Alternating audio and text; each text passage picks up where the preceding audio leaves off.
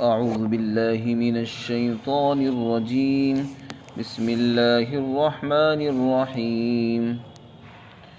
قل إنما أنا منذر وما من إله إلا الله الواحد القهار رب السماوات والأرض وما بينهما العزيز الغفار.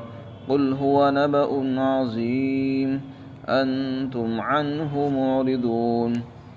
ما كان لي من علم بالملأ الأعلى إذ يختصمون إن يوحى إلي إلا أنما أنا نذير مبين. اے پیغمبر صلی اللہ علیہ وسلم، آپ کہہ دیجئے کہ میں تو صرف ڈرانے والا ہوں، اور اللہ کے سوا کوئی معبود نہیں ہے، وہ اکیلا ہے اور قہار ہے، سب پر غالب ہے، وہ آسمانوں کا بھی رب ہے اور زمین کا بھی پروردگار ہے، اور زمین اور آسمان کے بیچ کی تمام چیزوں کا رب ہے، اور وہ غالب ہے اور خوب بخشنے والا ہے۔ اور اے پیغمبر، آپ یہ بھی فرما دیجئے کہ یہ ایک بڑی خبر ہے جو میں تم کو دے رہا ہوں، لیکن تم اس سے اعراض کر رہے ہو، منہ پھیر رہے ہو۔ اور دیکھو، مجھے ملأ اعلیٰ یعنی عالم بالا کا کوئی علم نہیں ہے۔ جس وقت فرشتے گفتگو کر رہے تھے، میرے پاس جو وحی کی جاتی ہے وہ یہی ہے کہ میں صرف کھلم کھلا ڈرانے والا ہوں۔ جو آیات تلاوت کی گئی ہیں، ان آیات میں اللہ تعالیٰ نے دو باتیں بیان فرمائی ہیں۔ سب سے پہلی چیز ہے توحید، اور دوسری چیز ہے رسالت۔ توحید کے معنی اللہ کو ایک ماننا، اور رسالت یعنی رسول اللہ کو اللہ کا نبی تسلیم کرنا۔ یہ اسلام کے بنیادی عقیدے ہیں۔ اللہ تعالیٰ نے اپنی توحید کو یہاں پر بہت ہی اچھے انداز سے پیش فرمایا اور اپنی صفات بیان کی۔ اللہ تعالیٰ نے اپنی صفات بیان کرتے ہوئے کہا کہ دیکھو، میں اکیلا ہوں، میرے سوا کوئی معبود نہیں ہے، خدا نہیں ہے، میں اکیلا ہوں۔ اور دوسری بات یہ فرمائی کہ میں زبردست ہوں، قہار ہوں، سب پر غالب ہوں، یعنی جو چاہوں کر سکتا ہوں، کوئی مجھے روکنے والا نہیں۔ قہار کا مطلب یہ ہے جب چاہوں جس کو چاہوں سزا دے دوں، اور جس کو چاہوں عزت دے دوں، جس کو چاہوں ذلیل کر دوں، جس کو چاہوں بلندیوں پر پہنچا دوں، جس کو چاہوں پستیوں کے اندر کی دلدل میں گرا دوں۔ مجھے اتنی طاقت ہے۔ فرمایا میں آسمانوں اور زمینوں کا بھی رب ہوں، اور ان کے بیچ میں جتنی بھی چیزیں، پہاڑ، زمین اور سمندر، دریا، ہوا، پانی، ان سب چیزوں کا بھی میں ہی رب ہوں۔ انسان ہو، اس میں جنات ہو، ساری مخلوقوں کا میں ہی رب ہوں۔ وما بینہما، فرمایا میں اکیلا ہوں اور زبردست بھی ہوں، اگر میں چاہوں تو میں سزا دے سکتا ہوں۔ لہذا اس میں اللہ تعالیٰ اشارہ فرمانا چاہتے ہیں کہ دیکھو، مجھے اتنی قدرت حاصل ہے کہ زمین اور آسمان بھی میرے ہاتھ میں، اور سارے انسان میرے قبضے میں ہیں۔ جو لوگ نافرمانی کر رہے ہیں، انہیں یہ ہوش آنی چاہیے کہ جس کے خلاف ہم چل رہے ہیں، وہ ذات ہمارے اوپر ہم سے زیادہ طاقت رکھتی ہے۔ جس کی زمین پر ہم چلتے ہیں، وہ زمین کا بھی مالک ہے۔ جس آسمان کے نیچے جس فضاؤں میں ہم رہتے ہیں اور جس سورج کی روشنی ہم حاصل کرتے ہیں، وہ سورج بھی ہمارے قبضے میں نہیں، اسی اللہ کے قبضے میں ہے۔ یہ رات کا اندھیرے اور دن کے اجالے اور ہوا اور بارشوں کا آنا، یہ سب اسی کے قبضے میں ہے۔ وہ جب چاہے گا بارشیں روک دے گا، سورج کی روشنی کو روک دے، رات کے اندھیروں کو ختم کر دے، ہواؤں کو روک دے، پانی بند کر دے، غلے بند کر دے، کوئی کچھ نہیں کر سکتا، اس سے اتنی طاقت حاصل ہے۔ تو اللہ تعالیٰ اپنی طاقت کو بیان کر کے مشرکین اور کافروں کو بتانا چاہتے ہیں کہ دیکھو، اپنی عقل کا صحیح استعمال کرو، مجھے رب مانو، مجھے رب پہچانو، اور اپنے رب کو، خالق و مالک کو پہچان لو۔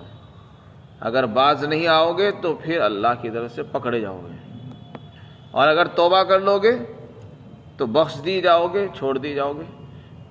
اس لیے آگے فرمایا میں جہاں ایک طرف زبردست ہوں، غلبے والا ہوں، دوسری طرف میں غفار بھی ہوں، میں خوب معاف کرنے والا ہوں، بخش دینے والا بھی ہوں۔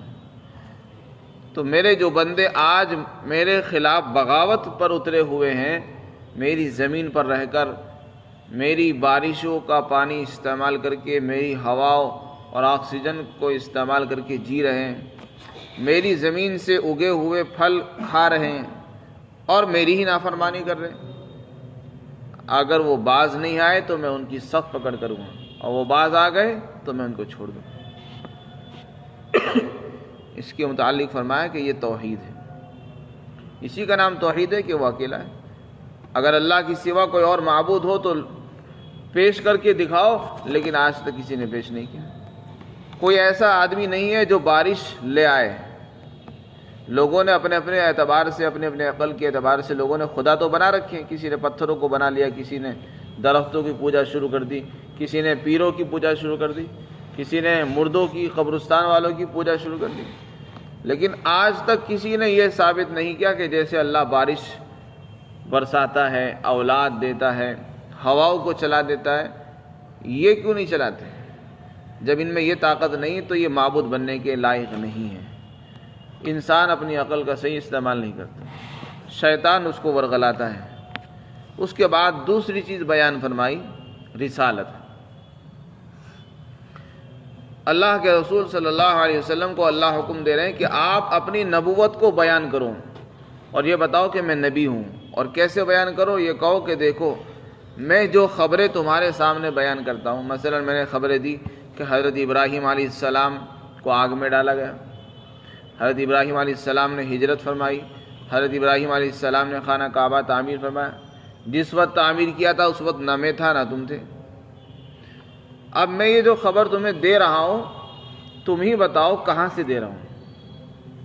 میں نے کسی سے لکھنا پڑھنا نہیں سیکھا، اہل کتاب یہود و نصارہ سے میرا کوئی اتنا تعلق میل جول نہیں ہے، نہ میں نے کوئی پچھلی آسمانی کتاب پڑھی ہے۔ تو پھر تمہیں تو خود سوچنا چاہیے کہ یہ ایسی سی خبریں جو ہزاروں سال پہلے آئی ہے، وہ ان کے پاس کہاں سے پہنچی؟ حضرت آدم علیہ السلام کو جب اللہ نے بنایا اور بنانے کا ارادہ فرمایا تو اللہ نے فرشتوں سے فرمایا کہ میں ایک خلیفہ بنانے جا رہا ہوں جو مٹی سے بناؤں گا۔ فرشتوں نے اس پر اعتراض کیا تو اللہ نے اس کا جواب دیا، اور پھر اللہ نے آدم علیہ السلام کو ساری چیزوں کے نام بتا دیے، سکھا دیے۔ فرشتوں کے پاس نام نہیں تھے تو فرشتوں نے اپنی معذرت پیش کی، سبحانک لا علم لنا الا ما علمتنا انک انت العزیز الحکیم۔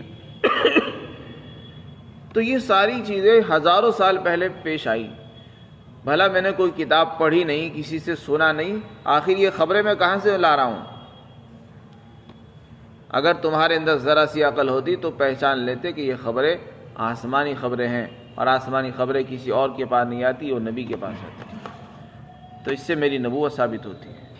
تو ذرا سی عقل رکھنے والا یہ پہچان سکتا ہے کہ نبی پاک صلی اللہ علیہ وسلم جو پچھلے نبیوں کے واقعات بیان کر رہے ہیں، کبھی ابراہیم کے، کبھی نوح علیہ السلام کے قصے، کبھی کسی اور کے، کبھی کسی کے، ظاہر ہے کہ یہ بغیر وحی کے نہیں ہو سکتے۔ اور اللہ نے اسی لیے آپ کو امی بنایا تھا، یعنی کسی سے لکھنا پڑھنا نہیں سکھلایا، تاکہ کل کو کوئی یہ نہ کہہ دے کہ یہ تو فلاں سے سیکھ کر آئے اور یہ فلاں کتاب پڑھ کر آئے تھے، اس لیے فلاں کتاب دیکھ کر یہ اس طرح کی خبریں بیان کرتے ہیں۔ یہ تو کوئی بھی کر سکتا ہے۔ یہی حکمت علماء نے بیان کی کہ رسول اللہ کو اللہ نے امی بنایا، کسی نے آپ کو لکھنا پڑھنا نہیں سکھایا تھا، اسی لیے اللہ تعالیٰ نے آپ کو دور رکھا ہے۔ رسول اللہ کی تربیت براہ راست اللہ کی طرف سے ہوتی ہے، اور انبیاء کرام کی تربیت اللہ فرماتا ہے، انسانوں کے ذریعے سے ان کی تربیت نہیں ہوتی۔ فرمایا یہ بہت بڑی خبر ہے جو میں دے رہا ہوں، اسی میں غور کر لو۔ میری نبوت کو پہچاننا ہو تو اسی خبر میں غور کر لو کہ دیکھو میں نے یہ بتا دیا کہ اللہ آسمان و زمینوں کا رب ہے۔ اور حضرت آدم علیہ السلام کو جب اللہ نے پیدا بھی نہیں کیا تھا تو فرشتوں کا اور اللہ کے درمیان جو مکالمہ ہوا، بھلا وہاں اس وقت کون موجود تھا؟ میں بھی نہیں تھا اس وقت، تو آدم بھی پیدا نہیں ہوئے تھے۔ تو اس واقعے کا علم مجھے کیسے ہوا کہ فرشتے آپس میں جھگڑ رہے تھے، پھر انہوں نے سجدہ بھی کیا، شیطان نے انکار کر دیا سجدہ کرنے سے۔ یہ ساری خبریں تو ہزاروں سال پہلے پیش آ گئی تھی، اس وقت تو تم بھی موجود نہیں تھے۔ تو یہ ساری چیزیں بغیر وحی کے نہیں ہو سکتی، اس لیے فرمایا قل، آپ ان سے کہہ دو کہ یہ بہت بڑی خبر ہے لیکن تم اس سے پھر بھی منہ پھیرتے ہو۔ اور دیکھو مجھے تو ملأ اعلیٰ کا کچھ بھی علم نہیں ہے۔ ملأ اعلیٰ یعنی عالم بالا، جہاں پر فرشتے رہتے ہیں، وہاں کیا ہو رہا ہے میں وہاں کے بارے میں نہیں جانتا ہوں۔ جس وقت وہ گفتگو کر رہے تھے، اللہ سے ان کی گفتگو ہو رہی تھی، اس وقت کا مجھے بھی علم نہیں ہے۔ میرے پاس جو کچھ ہے وہ وحی کے ذریعے سے ہے۔ میرے پاس تو یہ وحی آئی ہے کہ میں ڈرانے والا ہوں، میں تو تمہیں خبردار کرتا ہوں کہ تم ہوش میں آؤ، اپنی عقل کا صحیح استعمال کرو، اپنی صلاحیتوں کو ضائع نہ کرو، اپنی زندگی کو داؤں پہ نہ لگاؤ۔ اللہ نے آپ کو زندگی دی ہے، یہ امانت ہے، اور اس کو اللہ کی مرضی پر لگاؤ۔ اپنے وقت کا صحیح استعمال کرو، اگر صحیح استعمال نہیں کرو گے تو آخرت میں پکڑے جاؤ گے۔ میرا کام صرف سمجھانا ہے، کسی کو زبردستی منوانا نہیں ہے۔ قبول کرنا اور نہ کرنا یہ تمہاری ذمہ داری ہے، تمہارا اپنا کام ہے۔ جس کی مرضی ہو ایمان لائے، جس کی مرضی ہو ایمان نہ لائے۔ میرا اپنا کام تھا، میں نے اپنا کام تمام کر دیا ہے۔ فرمایا ان یوحیٰ الیہ، میرے پاس تو بس یہی وحی کی جاتی ہے کہ میں ڈرانے والا ہوں کھلم کھلا۔ ہر آنے والے خطرات سے لوگوں کو بتا دیتا ہوں کہ دیکھو ایمان لے آؤ، مرنے سے پہلے جو ایمان نہیں لائے گا وہ ہمیشہ کے لیے جہنم میں جائے گا۔ اللہ تعالی ہم سب کو سمجھ بوجھ عطا فرمائے، اور اللہ کے حکموں پر، رسول اللہ کے طریقوں پر چلنے کی توفیق عطا فرمائے۔